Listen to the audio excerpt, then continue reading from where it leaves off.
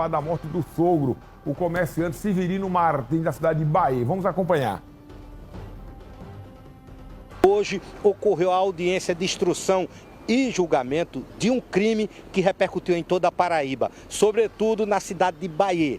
Foi o crime contra a vida de seu Severino Martins, 55 anos. Ocorreu em 9 de agosto de 2021, quando seu Severino estava chegando na oficina. O Ministério Público denunciou 5 acusados. 5 pessoas foram denunciadas como acusados pela morte de seu Severino. No caso, entre os 5, o Ministério Público denunciou o genro de seu Severino, que é casado com a filha dele. Ele foi um dos denunciados. Hoje houve a audiência. Nesse caso, dos 5, apenas um está preso, e quem está aqui com a gente para falar é o doutor Gustavo Boto. Ele que é assistente de acusação, foi contratado pela família da vítima, a família do seu Severino, a mãe, os irmãos, porque a esposa, a viúva, está do lado do genro. Ela acredita na inocência do genro. Como ocorreu a audiência, doutor Gustavo, o promotor manteve as acusações na audiência de hoje contra os 5 acusados? A audiência ocorreu conforme a gente esperava, né?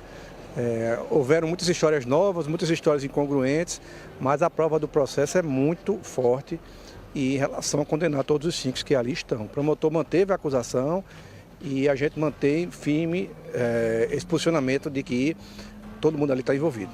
Eu conversei com o genro por telefone, agora há pouco, o acusado, e ele disse que envolveram o nome dele sem prova nenhuma.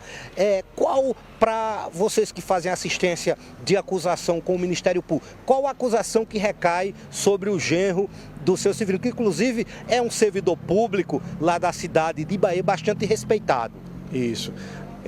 A acusação que recai sobre ele é de ser mandante do homicídio, atualmente se entende como latrocínio, né?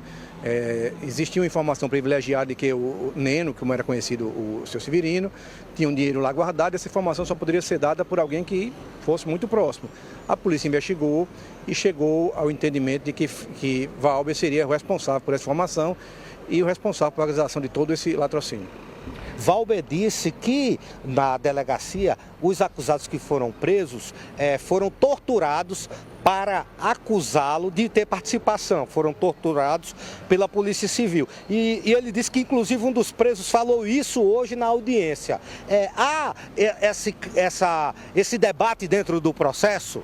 Não, cabe ao réu dizer o que bem entender para a sua defesa, né? Não existe nenhuma prova de tortura, não existe nenhum exame e não existe nenhuma denúncia a tempo feita. Essa denúncia foi feita hoje por um dos réus e que alega que não assinou o depoimento dele e que tenha sido torturado para isso, mas a gente sabe que aos réus cabe até o direito de mentir para se beneficiar e para exercer sua defesa. Então não existe nenhuma... De fato houve isso, o réu disse que foi torturado na delegacia. Torturado sim, não para denunciar Valber, mas torturado e que o depoimento dele não tenha sido daquela forma. E, doutor, e na audiência de hoje, alguns dos 5 réus confessaram a participação? Sim, de certa forma sim. O principal que atirou, confessou que atirou, mas inventou uma história dizendo que era funcionário dele, que ia cobrar um dinheiro. História essa desmentida pelos outros réus que ali estavam. Mas ele falou da participação do genro, do Valber? Não, não falou não. Falou só que porque ele afirma que foi lá cobrar um dinheiro, então não tinha como ele falar da participação do genro, né? Chegaram a levar o dinheiro lá de seu Neno? Não. Entraram, executaram e saíram. A ação foi de cerca de 10 segundos no máximo. Então, na verdade, apesar de a polícia do Ministério Público denunciá-los por latrocínio, há aparência de execução. A família e a ciência da acusação entendem que houve uma execução. A ação foi muito rápida. Foi pouquíssimos segundos, as pessoas entraram, atiraram e saíram, então não sequer levaram o relógio dele, sequer levaram bens que estavam com ele, então não houve a subtração de nada. Ele não estava armado, conforme foi verificado nos laudos, então existe fortes indícios de que houve uma execução. Meus amigos, à época, quando eu vi essas imagens, eu disse aqui, está gravado, que não era um caso de latrocínio, que era uma execução. Porque, olha, qualquer vagabundo da pior sabe que esse tipo de atividade não gera dinheiro na hora. A maioria das compras feitas com com esse tipo de material, é para 30 dias. Você que já comprou sabe, né? Um cimento, um saco de cimento, um saco de cal, tijolo, eles sempre pedem prazo, né? Para obra. E como é que o vagabundo sabia que tinha esse dinheiro lá? Como? Tinha uma informação privilegiada aí, outra não roubaram nada. Foram logo atirando no seu neno. Eu disse à época, esse crime tá estranho. Não é... Outra, um carro deixa e vai buscar, isso não acontece em assalto não, rapaz. Ter o piloto do cavalo, que é o motorista, viu? Lamentável. Aí, pra mim, tá esclarecido, né? E agora é o liquida!